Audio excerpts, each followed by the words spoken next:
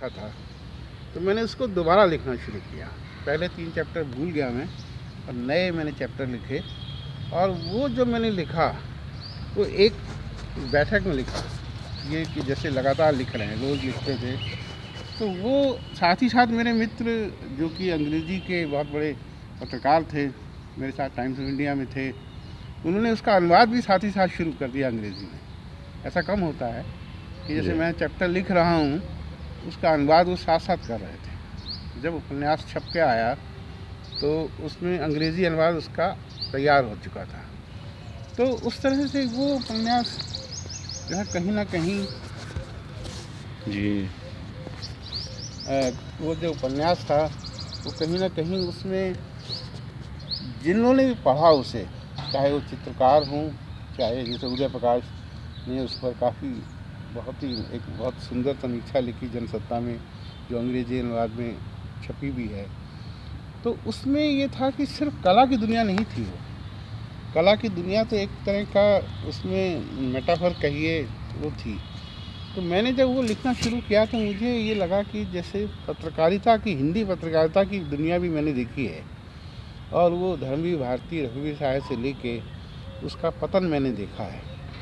तो मैंने उसी फॉर्मेट को दूसरा उपन्यास लिखा, सच्चा झूठ। तो सच्चा झूठ में कहीं ना कहीं मेरे मन में वो जो धार्मिक से लेके ना भारत टाइम्स तक की मेरी यात्रा का अनुभव था, लेकिन उसमें एक और चीज़ भी है जो कि चाइल्ड सेक्स एब्यूज़, क्योंकि उसका नायक जो है बचपन में एक क्लास के गुंडे द्वारा सेक्स एब्यूज़ का शिकार है। तो वो नायक जो है ऑब्सेस्ड है अपने उस व्यक्ति से, उस बड़ा होकर सोचता है कि मैं उससे बदला लूँ क्या, उसको क्या खोजूँ। तो एक उसका एक तरफ तो हिंदी पत्रकारिता का विकास है, एक तरफ जो चाइल्ड सेक्स एब्यूज़ की, जिसमें हिंदी में मुझे लगता है कि ज़्यादा चर्चा नहीं हुई है। तो वो दो कहानियाँ एक साथ चलती हैं और अंत उसका जो है एक फैंटेसी में होता है। तो जब ये दो उपन्यास में लिख रहा था तो मुझे लगा कि अभी बहुत सी बातें मुझे कहनी हैं, क्योंकि कला की दुनिया में 2008 के बाद बदलाव आए। 2008 तक कला की दुनिया में बैंक जब गिरे यूरोप में, तो उससे ये हुआ कि कला की दुनिया का बाज़ार फिर से वापस वहीं चला गया जहाँ से शुरू हुआ था। एक जो नकलीपन आया था उस बाज़ार में। तो मैंने ये ऐसी दुनिया की कल्पना की जो पोस्ट, मतलब एक तरह से कला की दुनिया के बाज़ार के टूटने के बाद जो नई स्थिति आई थी कलाकार की, तो उसको लेके मैं लिख रहा हूँ। लेकिन उसमें भी एक केंद्रीय है कि वो आर्टिस्ट है, लेकिन वो सेक्स ऑब्सेस्ड है। उसको मतलब एक तरह से जिसे कहा जाता है कि सेक्स का एक रोगी है वो। तो उसकी मतलब दुनिया जो है उसमें वीमेन से उसके रिलेशनशिप की प्रॉब्लम्स हैं। दूसरी ओर उसकी कलाकार का ये जो 2008 से लेके 15 तक का समय है। तो ये 3 उपन्यास एक तरह से एक दूसरे से जुड़े हुए हैं, और इनका फॉर्मेट मैंने 11 चैप्टर्स का रखा है। और हार्पर कॉलिंस ने मुझसे कहा है कि हम बाकी दोनों उपन्यास भी अंग्रेज़ी में छापेंगे। एक तरह से ये ट्रायलॉजी ऐसी होगी जो कि हिंदी में भी आएगी और अंग्रेज़ी में भी आएगी। जी, एक बहुत बड़ी उपलब्धि के रूप में इसको देखा जाएगा। जहाँ तक मैं समझ सका, इस उपन्यास त्रयी में प्रथम उपन्यास सेपेकू रहा, दूसरा सच्चा झूठ, और तीसरा मैं लिख रहा हूँ जी, जिसका टेंटेटिव टाइटल मैंने रखा है, लेकिन अभी अंतिम जब तक ना हो। मुझे मेरे मित्र विष्णु खरे ने सुझाव दिया था कि टाइटल, क्योंकि मैं एक तरह से एक सेक्स रोगी की डायरी के रूप में उसे लिख रहा था, तो उन्होंने उसको थोड़ा सा सुझाव दिया है, लेकिन अभी मैं उसका शीर्षक फाइनल करूँगा। जी, लेकिन वो फॉर्मेट वही है कि एक चित्रकार है जो कि नए समय में संघर्ष कर रहा है। फेसबुक का दौर है, सोशल मीडिया का दौर है, तो उसकी जो वीमेंस के साथ कॉम्प्लेक्स रिलेशनशिप है, क्योंकि वो एक टर्म होता है जो कि मतलब एक तो होता है कि सेक्स के प्रति आकर्षण सहज है, ऐसा कोई उसमें रोग नहीं है, लेकिन कभी कभी कुछ लोग होते हैं वो सेक्स ऑब्सेस्ड होते हैं। जी। और उसमें मैं ऐसे कई पात्रों को जानता हूँ अपने जीवन में। तो एक ऐसे पात्र को मैंने स्टडी किया था, जो कि अपनी डायरी में अपने स्त्रियों के साथ लिस्ट बनाता था, रिश्तों की। और दरअसल राजेंद्र यादव ने एक अपनी किताब में उस व्यक्ति का ज़िक्र भी किया था और ये बताया था कि उन्होंने जैसे 90 स्त्रियों के साथ सोए हो। तो मैंने उसी फॉर्मेट को, उस तरह के लोगों के बारे में सोचा जो रिलेशनशिप को एक बहुत मैकेनिकल बना देते हैं। उनके लिए जीवन में यह है कि आप कितनी स्त्रियों के साथ सोए। तो वो जो वाजिद अली शाह की जो 365 बेगमें होती थी, तो उस दुनिया की फैंटेसी, जो चित्रकार जो हैं वीमेंस की दुनिया से, उनके रिलेशनशिप की मैं कई कहानियाँ जानता था। मुझे कई चित्रकार शेयर करते थे, कई चितेरियाँ उनकी, चूँकि उनकी सेक्सुअलिटी थोड़ा आम सेक्सुअलिटी से अलग होती है। तो अब हिंदी में समस्या यह है कि सेक्स के नाम से ही लोग सोचते हैं पोर्नोग्राफी है, जी। क्योंकि सेक्स को लेके सीरियस लिखा आ सकता है। अंग्रेज़ी में तो आप देखिए कि आजकल अच्छे से अच्छे चर्चित उपन्यासकार जो लिखते हैं, वो जो चाहे लिख देते हैं, उनको बहुत कोई इतना उठाएगा नहीं। लेकिन हिंदी में मैंने सच्चा झूठ में एक चैप्टर में बहुत साइकोलॉजिकली कॉम्प्लेक्स सिचुएशन का वर्णन किया है, जहाँ नायक की जो घर में एक ऐसी बच्ची पैदा हुई है जो कि मतलब जिसका विकास ठीक से नहीं हो पाया है, तो वो जो है उसकी पत्नी उसके साथ सेक्स रिलेशन बंद कर देती है, क्योंकि उसे घबराहट होती है कि कोई और बच्चा ऐसा ना है। तो मैं ऐसे एक व्यक्ति को जानता था जिसके घर में ये समस्या आई थी।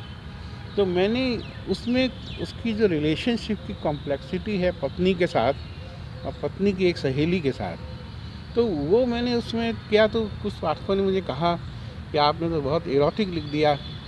तो जबकि इरोटिक क्या होता है, इरोटिक तो लाइफ है। जी, बिल्कुल। तो इसलिए हिंदी में एक समस्या भी है कि हालांकि कृष्ण बलदेव वैद या कुछ लोगों ने, कृष्णा सोबती। हाँ, इन्होंने लिखा है, लेकिन मैं समझता हूँ अभी भी बहुत गुंजाइश है कि इस क्षेत्र को, क्योंकि ये ऐसा क्षेत्र है जो कि दुनिया भर में लगभग इसकी समस्याएं काफ़ी मिलती जुलती आती हैं। तो उसमें मैं काम कर रहा हूँ।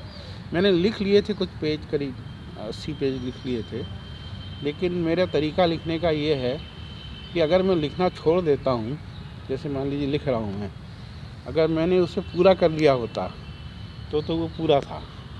अब मैंने छोड़ दिया, चूँकि मेरे घर में कुछ समस्या आ गई मेरे भाई के यहाँ, तो वो हॉस्पिटल में मेरी भाभी थी, तो 1 महीने के उस तनाव में मैं लिख नहीं पा रहा था उसे। अब मैं जब लिखूँगा, यानी कि सोच रहा हूँ कि मई जून में लिखूँगा, तो उसमें मैं उन 70 पेजों को भूल जाऊँगा, जैसे पहले भी मैंने किया था उस पक्कू में। अब मैं फिर से लिखूँगा, और अगर वो एक, जैसे मेरे बारे में मुझे कई पाठकों ने कहा है, जो गंभीर लोगों ने भी कहा है कि आपका उपन्यास हम जब पढ़ना शुरू करते हैं तो उसे ख़त्म करके ही हम चाहते हैं कि उठा जाए। तो वो बेसिकली नरेशन ऐसा होना चाहिए कि पाठक को बहुत ऊब ना हो, और लेकिन बातें उसमें कई तरह के सवाल उठाए जा सकते हैं। आपने शपकू पढ़ा है तो आप शायद इस बात की ओर ध्यान दे सकते हैं कि उसमें कई लेवल हैं। जी। उसमें एक छोटे शहर के आए हुए व्यक्ति जो अपने को बहुत इंटेलेक्चुअली इक्विप्ड समझता है, वो जयपाल छात्र भी पढ़ चुका है, कामू भी पढ़ चुका है, उसका अस्तित्ववाद, चूँकि वो 80 का दशक है, उस समय ये लेखक अस्तित्ववादी थे, लेकिन आज की दुनिया अलग है। तो मैंने एक तरह से सच्चा झूठ में भी यही कोशिश की है कि उसमें कई कैरेक्टर, धर्मवीर भारती को मैं निजी रूप से जानता था, उनके साथ बाद में जब मैंने धर्मवीर छोड़ दिया, मेरे बड़े आत्मीय संबंध थे, मेरी कविताएं उन्हें बहुत पसंद थी, उन्होंने कई कविताएं मेरी धर्मवीर में छापी भी, जिनमें एक लोटे वाली कविता उनको बहुत प्रिय थी। लेकिन जब मैं लिखता हूँ किसी पर, तो मैं ये नहीं सोचता हूँ कि मेरा हीरो था या ये मेरे, जैसे रघुवीर साहब भी अगर मान लीजिए उन पर, तो उसमें ये नहीं माना जाए कि वो रघुवीर साहब हैं, वो धर्मवीर भारती हैं। हालांकि मैंने उनसे उसमें प्रेरणा ली है। सर, क्या आपके उपन्यासों में किसी न किसी पात्र के रूप में ये साहित्यकार भी आए हैं? हाँ हाँ, क्यों नहीं, इसमें तो आई हैं। ये जो सच्चा झूठ में तो बहुत से जी। इसमें भी हैं। असल में देखा जाए तो जैसे पक्कू में भी कुछ साहित्यकार हैं। मसलन? नहीं, जैसे एक रघुवीर सहाय का उसमें एक जगह प्रसंग आता है, लेकिन वो रघुवीर सहाय के रूप में नहीं आता है। जी। वो एक जैसे होता है कि आप कहीं ना कहीं रचना कहाँ से आती है, आपके अपने जीवन से आती है, अपने अनुभवों से आती है, कोई किताबी चीज़ों से तो नहीं आती। किताब में भी होती है इम्पोर्टेंट, वो भी एक एरिया ऑफ एक्सपीरियंस है। जी। तो हैं उससे, लेकिन इसमें कोई आश्चर्य नहीं है, क्योंकि मैं हिंदी के बड़े बड़े साहित्यकारों के बहुत संपर्क में रहा, मेरी दोस्ती बहुत रही ना। जैसे कुंवर नारायण मुझसे 21 साल उम्र में बड़े हैं, लेकिन उनसे मेरी ऐसी दोस्ती रही जैसे कि हम लोग हम उम्र हैं। हम लोग फिल्में देखने जाते थे, मैं उनकी लाइब्रेरी यूज़ करता था। तो मैं इस मामले में थोड़ा सा हिंदी का ऐसा साहित्यकार हूँ जो कि बहुत लकी था, जी। जिसका साथ रघुवीर साहब मुझे दिनमान में अपनी गाड़ी में मेरे घर के पास ही रहते थे, ले जाते थे, लाते थे। तो हम लोग रास्ते में भी बात करते थे, शेयर करते थे, जबकि वो मेरे बॉस थे, लेकिन हमारे दोस्त थे वो। इसी तरह कुंवर नारायण इतने सीनियर आत्मजयी के लेखक थे, उनके घर में पहली बार जब गया 67 में, तो मेरे साथ प्रसिद्ध आलोचक लखनऊ के कृष्णनारायण कक्कड़ भी थे, जो कि उनके दोस्त थे। तो मुझे कुंवर नारायण ने कहा कि एक कविता नई लिखी है और मैं आप लोगों को सुनाता हूँ, आपकी राय जानना चाहता हूँ। तो मुझे याद है उनकी एक कविता थी सूत्रधार, तो मैंने उस पर कुछ नेगेटिव प्रतिक्रिया दी। तो कक्कड़ साहब बाहर आके बहुत नाराज़ हुए मुझ पर, बोले अमां यार तुम तो कल के लड़के हो, तो इतने बड़े कवि को तुमने जो है अटैक कर दिया। मैंने कहा उन्होंने मुझसे राय मांगी थी, मैंने राय दे दी। लेकिन दिलचस्प बात यह है, कुंवर नारायण की आलोचना करने के बाद मैं उनका सबसे अच्छा दोस्त बन गया, और कक्कड़ जी का उस घर में जाना कम हो गया उसके बाद। यानी कि कोई ऐसा नहीं है कि हम लोग एक दूसरे की तारीफ़ करके ही आगे बढ़ें। रघुवीर साहब मुझे असल में, मैंने अपनी जो शुरू की कविताएं लिखी थी उन दिनों, तो मैं उसमें कुछ लोग शब्द कई जगह आ गया था। हालांकि मैंने रघुवीर साहब पढ़ा नहीं था कभी उन दिनों। जी। कक्कड़ जी ने कहा कि अपनी कविताएं सुनाइए, तो मैंने सुनाई उनको। तो कक्कड़ जी बोले कि भाई आपको रघुवीर साहब का संग्रह पढ़ना चाहिए, आत्महत्या के विरुद्ध, क्योंकि वो उसी समय आया था वो। तो मैंने तब तक रघुवीर साहब नहीं पढ़ा था। उनकी एक बड़ी प्रसिद्ध कविता है लोग मार तमाम लोग, तो संयोग से उनके भाई की शादी थी लखनऊ में, रघुवीर साहब जी हाँ, की। जी। छोटे भाई की। जी। वो लखनऊ के थे। जी। वो आ गए, कक्कड़ जी के माध्यम से मेरा उनसे परिचय हुआ। तो उन्होंने मेरे साथ ऐसी मित्रता कर ली, अपनी किताब साइन करके दी, फिर कहा दिल्ली आइए, मेरे यहाँ रुकिए। फिर नौकरी, मुझे एक तरह से रघुवीर साहब की वजह से ही मैंने दिल्ली मकान लिया, नौकरी की। मेरी शादी में भी उनका योगदान था।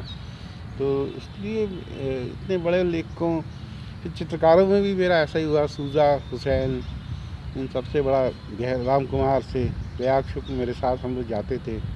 तो एक हम लोग को मतलब वो जो बड़े नाम का ग्लैमर कम हुआ, क्योंकि हम उस दुनिया में घूमते थे।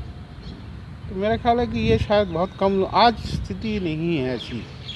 आज बड़े लेखक हों या जैसे उदय प्रकाश से हर एक के लिए मिलना आसान नहीं है आज। लेकिन इसी तरह चित्रकारों में जो आज के चर्चित चित्रकार सुबोध गुप्ता हैं, तो कोई युवा चित्रकार ऐसा नहीं कर सकता कि उससे जाके संवाद कर सके आसानी से, जबकि हुसैन के साथ, सूजा के साथ कोई आता था। तो माहौल बदला है।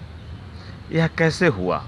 आप जो यह कह रहे हैं कि उस समय निकटता आसान थी, आज उस तरह से निकटता आसान नहीं है। एक कारण ये है कि हर टाइम इज़ मनी का कंसेप्ट आ गया है। एक कारण ये भी है, क्योंकि चित्रकारों को लगता है कि अगर हम युवा कल, क्योंकि हर देखिए, अब मैं कला पर लिखता हूँ तो किसी भी शहर में जाता हूँ, जैसे मैं पटना में था अभी, तो बहुत चित्रकार युवा मुझसे सलाह लेना चाहते हैं। तो बेचारे मेरा लेखन पढ़ के आगे बढ़े हैं, तो उनको लगता है कि विनोद जी आए हुए हैं, हमें पता ही नहीं चला। एक साहब मेरे पास आए तो बहुत ही परेशान थे, बोले मुझे जानकारी नहीं थी। तो यानी कि रिश्ता चाहते हैं लोग, लेकिन अब यह है कि मेरे लिए पॉसिबल नहीं है कि मैं सबको समय दे सकूं, क्योंकि सबको समय देना संभव होगा ही नहीं आज, क्योंकि इस समय कला की दुनिया में नए लोग बहुत आ रहे हैं, मतलब संख्या में काफ़ी आ रहे हैं। साहित्य में ऐसा होता था कि युवा लेखक और बुज़ुर्ग लेखक का संवाद ज़्यादा होता था। जैसे अगर आप देखें तो काफ़का जब वहाँ पर प्राग में एक गुस्ताव यानुस नाम का एक लड़का था, वो काफ़का के साथ घूमने जाता था, तो उसने पूरी किताब लिखी है कन्वर्सेशंस विद काफका। तो इसी तरह से हम लोगों ने जैसे कोबे नायन के साथ जो समय बिताया, उनसे सीखा भी, उनको सिखाया भी। ऐसा नहीं है कि जैसे एक बड़ा लेखक, मुझे कोबे नायन ने चिट्ठी लिखी थी बॉम्बे एक बार, लंबी चिट्ठी। जी। उन्होंने कहा कि तुम्हारे माध्यम से मैंने बहुत सी चीज़ें जान सका। तो एक कहीं ना कहीं ये नहीं है। वैसे एक बार आगे के साथ में लखनऊ में पैदल घूम रहा था, वो कोबे नायन के घर ही ठहरे हुए थे, तो उन्होंने मुझसे कुछ सवाल करना शुरू किए। पेड़, ये जो आप इस पेड़ का नाम जानते हैं क्या? क्योंकि वो उनकी दुनिया ऐसी थी। तो मैंने कहा कि नहीं, मैं तो नहीं जानता इस पेड़ का नाम। तो फिर मैंने कविता की मेरी पंक्ति भी है कि पेड़ जिनके नाम मैं नहीं जानता। तो अब वो बार बार मुझसे कहें, अच्छा फिर गेस्टाल्ट, साइकोलॉजी का स्टूडेंट था मैं, बोले आप गेस्टाल्ट के बारे में जानते हैं? तो मैं खैर थोड़ा बहुत जानता था, लेकिन मैंने देखा कि आगे से मेरा संवाद हो नहीं पा रहा था।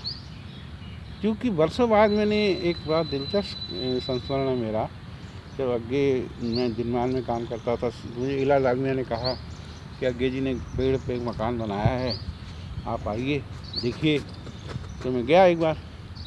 तो अब मैंने उनको बताया आगे जी को कि जब मैं 1976-75 में दिल्ली की बस, ठूसी हुई बसों में, जो बस का टिकट इतना छोटा सा होता था, उसके पीछे कोई कविता की पंक्ति दिमाग में आती थी, तो उसमें जगह तो होती नहीं थी। किसी तरह से एक लाइन इधर लिखी, एक लाइन इधर लिखी, एक इधर, ताकि वो दिमाग में कविता रह जाए। तो मैंने जब उनको ये बात बताई, तो अगेज जी की प्रतिक्रिया थी कि मैंने भी एयर टिकट पर कविताएं लिखी हैं। Air ticket? हाँ। तो मैं जो बात कह रहा था, एक छोटे से बस टिकट में, ठुसी हुई बस में कविता लिखने की, और वो एक एयर टिकट में बहुत ही बढ़िया शानदार फ्लाइट में बैठ के कविता लिखने की, तो वो हम लोग की दुनियाएं अलग थी। हालांकि आगे ही थे जिन्होंने रघुवीर सहाय को आगे बढ़ाया था। रघुवीर सहाय के पर शुरू में आगे का असर था। तो एक तरह से मैं चूँकि रघुवीर सहाय से प्रभावित था, तो कहीं ना हमारी पीढ़ी के कई लोग प्रभावित थे। मंगलेश भी प्रभावित थे, ये जो विष्णु नागर, ये सब लोग रघुवीर सहाय से प्रभावित थे। और आज भी मैं मानता हूँ कि रघुवीर सहाय के बाद हिंदी में अभी तक कोई बड़ा कवि नहीं आया है उस रैंक का। वो एक तरह से जैसे निराला के बाद त्रिलोचन या ये सब लोग आए, नागार्जुन, फिर रघुवीर सहाय, लेकिन उसके बाद अच्छे कवि हैं, लेकिन वैसे स्टेचर का कवि नहीं तो नहीं दिखाई देता। जी। आगे को लेकर जो चीज़ें आप कह रहे हैं, उससे ये लग रहा है कि वो अपने साहित्यिक कद की किसी ऊंचाई पर रहते हुए नए लोगों से बात किया करते थे। उसका शायद एक कारण ये है कि ज़्यादातर लोग जो उनसे बात करते थे, या तो उनके बहुत परम शिष्य होते थे, तब उनके साथ उनका सहज संवाद होता था। शायद मैं उनका परम शिष्य नहीं था, लेकिन जो उन्होंने चौथा सप्तक बनाया, तो उनके शिष्यों की वो लिस्ट थी, तो वो लोग उनके आगे पीछे शायद जब बात करते थे तो उनका सहज होता होगा। लेकिन चूँकि हम लोग आगे से इतना प्रभावित नहीं थे, हालांकि आगे का दिनमान तो आगे नहीं निकाला था। आज हम ये नहीं कह रहे हैं कि आगे का महत्व नहीं है, लेकिन शायद हमें केदारनाथ सिंह या रघुवीर सहाय या कोबे नायन की कविता के कई रूप हैं। आत्मदेही की दुनिया बिल्कुल दूसरी दुनिया है। या अभी जो उनका नया किताब आई है, तो वो एक कुमार जी पर, तो वो दुनिया मेरी नहीं हो सकती है, लेकिन उनकी दुनिया में और चीज़ें बहुत हैं। जो सिनेमा का इस्तेमाल, सिनेमाई भाषा का, बिंबों का इस्तेमाल, जो मुझे अपने नज़दीक रखता है। अज्ञे जी के बारे में मतलब जैसे धर्मवीर भारती है, हिंदी में उस समय बहुत माना जाता है कि धर्मवीर भारती तो फिरोजी ओंठों के कवि हैं, गुनाहों के देवता के लेखक हैं, और धर्म के क्रूर संपादक हैं।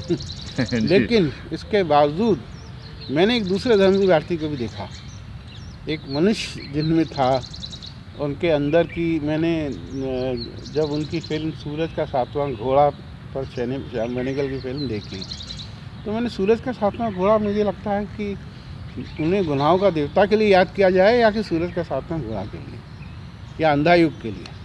यानी कि एक समय में होता है कि लोग आपके अधिक प्रिय हो जाते हैं कुछ। जैसे हर समय के कवि होते हैं, कुछ आपके ज़्यादा निकट होते हैं, लेकिन अगर पूर्णता में देखा जाए तो भारती को इग्नोर नहीं कर सकते या अज्ञे को इग्नोर नहीं कर सकते। आप नागार्जुन के भी भक्त हैं, लेकिन उसको आप ये नहीं कर सकते हैं कि मैंने अज्ञे को मतलब इग्नोर कर लिया। जी अब तो नामवर सिंह भी कहने लगे हैं, अज्ञे के महत्व को स्वीकार करने लगे। जी। और कहीं न कहीं शेखर एक जीवनी भाग 1 और शेखर एक जीवनी भाग 2 और तीसरा भाग उनका आया नहीं। वैसा ही कुछ इसे एक संयोग ही कहा जाए कि आपका उपन्यास त्रयी भी। हाँ, लेकिन मैंने इसको इस तरह से देखा नहीं, मतलब जी। मैंने सोचा नहीं इस बारे में, जी बल्कि मन में कभी कभी डर लगता है कि कहीं मैं तीसरा लिख पाऊँगा या नहीं लिख पाऊँगा, क्योंकि दूसरा मैंने 6 महीने में लिख दिया था और ये करीब 1.5 साल हो गया है और मैं अभी तक उसको लिख रहा हूँ और 2 बार मैं लिख करके छोड़ चुका हूँ।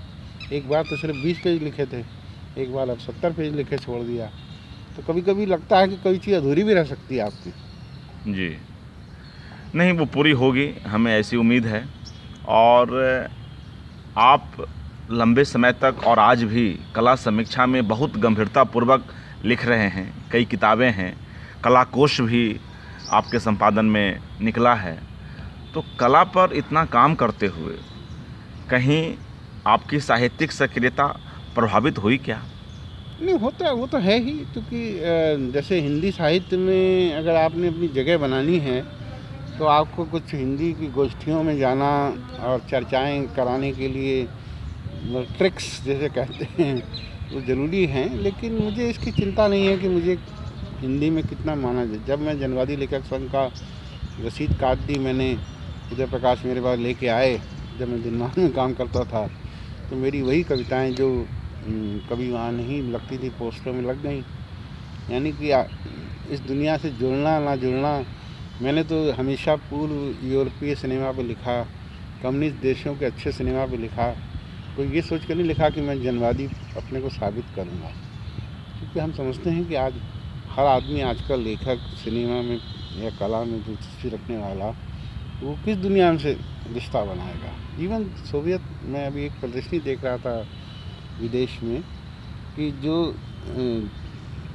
50 के दशक में पेंटिंग बनी थी सोवियत में संघ में, तो उस समय ये था कि लोगों को, आम लोगों को एक क्रांति के पाठ पढ़ाने थे या उनको एक समाजवादी जो सच था या सपना था उसके रूप दिखाने थे।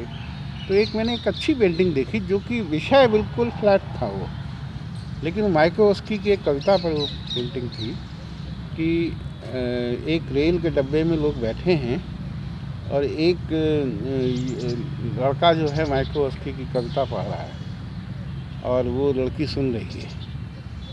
तो वो जो सारा माहौल था, यानी कि उसमें भी आप नई बात कह सकते हैं।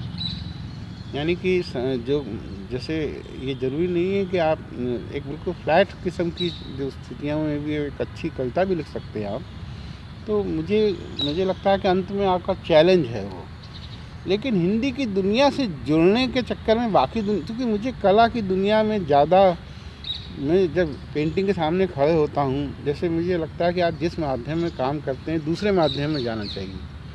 जैसे किसी ने एक सलाह दी, फेल्यूनी ने किसी को, शायद मणिकौल को, कि आप फिल्म मेकर हैं तो जाके पेंटिंग देखो म्यूज़ियम में, और पेंटर को फिर फिल्में देखनी चाहिए। इसी तरह से हिंदी के कवियों को अगर और आगे बढ़ना है अपनी कॉम्प्लेक्सिटी को, अब जैसे मुझे अभी आलोक धनवा वहाँ मेरी 2 कविताओं पे बहुत चर्चा कर रहे थे, अभी मैं पटना में जब था। एक तो मेरी बारिश कविता है जिसमें 3 वेश्याएँ उनको लेके है, जो बहुत लोगों को प्रिय रही है, अरुण कमल को भी प्रिय थी। तो और दूसरी कविता है मेरी हिरणों का शिकार करती स्त्रियाँ, जिसका बड़ा मार्मिक विश्लेषण किया उन्होंने। तो ये कविताएं जो हैं, ये एक जो कवि जिसने भागी हुई लड़कियां ऐसी कविता लिखी है वो उसकी कॉम्प्लेक्सिटी को समझ सकता है, और मुझे अच्छा लगा कि वो समझ सका उसे। क्योंकि सवाल ये नहीं है कि महाकवि होना या बड़ा कवि होना, सवाल ये है कि मुझे लगता है कि अगर मेरी 5 कविताएं भी याद रह जाएंगी लोगों को तो मेरा एक छोटा सा कंट्रीब्यूशन है। आखिर अगर आप इतिहास को देखें, सर्वेश्वर दास सक्सेना जैसे कवि को जो अपने समय के बड़े चर्चित नक्सलवादी दौर से भी जुड़े थे और जन कवि माने जाने लगे थे, आज कितने लोग याद कर रहे हैं। ये तो इतिहास में तो अगर हम निराला के समय के कवियों की लिस्ट देखें तो अनेक अच्छे कवि जो हैं वो एंथोलॉजी में भी नहीं दिखाई देंगे अब। तो इसलिए मुझे लगता है कि बहुत चिंता नहीं करनी चाहिए। और वैसे हाँ, कला और सिनेमा में हिंदी में देखिए मेरा मूल मंत्र ये है कि आसान भाषा में लिखो। आसान भाषा में लिखना कठिन है। कला में मेरी असल में जब मेरी किताब आई थी कला कोश 1989 में, तो मुझे पता है कि जो लोग भी पढ़ते थे वो उससे कहते थे आपकी बात हमें समझ में आ गई। तो मैंने लैंग्वेज के लेवल, ये बात मैंने रघुवीर साहब से सीखी थी कि बोलचाल की भाषा में लिखो। तो हम लोगों ने बोलचाल की भाषा में लिखा, सिनेमा पे भी लिखा, जबकि उनमें इश्यूज बड़े कॉम्प्लिकेटेड होते थे जी। तो मेरा ख्याल है कि वो चीज़ मेरे आई। अब कविता लिखना देखिए संख्या में जगुड़ी बहुत कविता लिखते हैं, देवताले बहुत लिखते हैं, लेकिन बहुत से कवि बहुत कम भी लिखते हैं।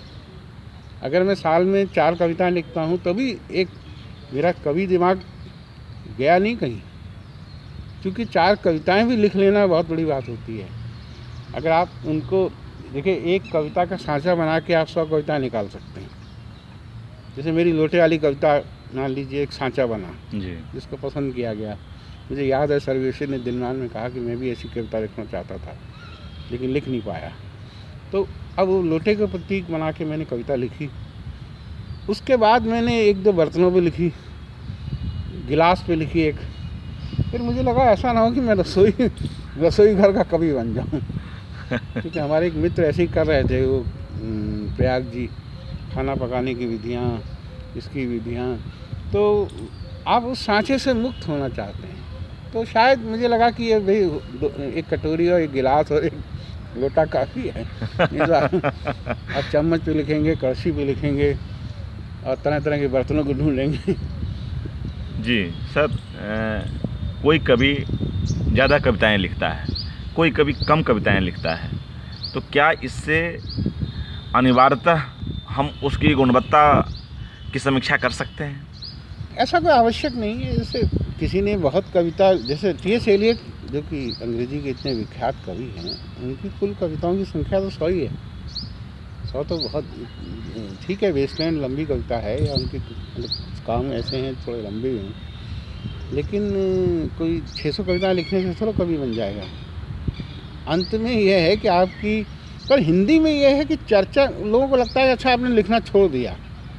जैसे आप कम कविताएं लिख रहे हैं, तो भवानी प्रसाद मिश्र तो घोषित रूप से कहते थे मैं रोज़ कविता लिखूंगा इमरजेंसी में।